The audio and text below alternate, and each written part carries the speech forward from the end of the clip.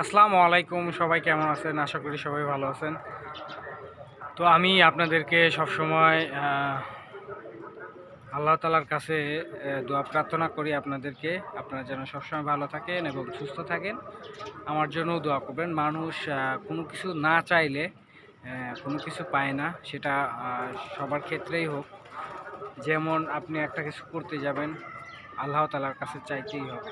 একমাত্র তিনি চাওয়ার মালিক, তার কাছে আমরা চাব। পৃথিবীতে বেঁচে থাকতে হলে একজনের একজন সহযোগী লাগে। যেমন আপনি আমার ভাই, আমি আপনার ভাই। আপনি আমাকে একটা পরামর্শ দিবেন, আমি আপনাকে একটা পরামর্শ দেব। সেই কাজটা করে আমরা যদি স্বাবলম্বী হই বা ভালো কিছু করতে পারি, সেটা আমাদের জন্য অনেক ভালো। তো এই ক্ষেত্রে এই জন্য আমি চাচ্ছি যে আমরা সবাই সবার পাশে দাঁড়াবো।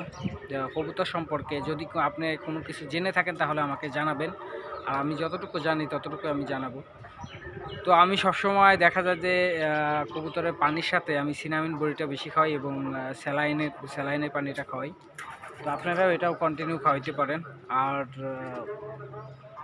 বাসাগুলো পরিষ্কার করে রাখতে হবে, এখানে মাঝে মাঝে পরিষ্কার করা হয়। তো এগুলো করবেন, দেখবেন যে সবসময় সুস্থ থাকবে, ভালো থাকবে। তো আমি বেশি কথা না বাড়াই, আমার এখানে যে কবুতরের ঘরগুলো আছে, কবুতরগুলো আছে, আমি আপনাদেরকে দেখাই।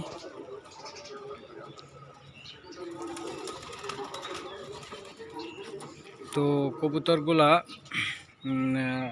সন্ধ্যা হয়ে আছে, তো এই জন্য দেখা যাচ্ছে কিছু ঘরের মধ্যে আছে, ঘরের বাইরে আছে। এখানে ঘর আছে অনেকগুলা।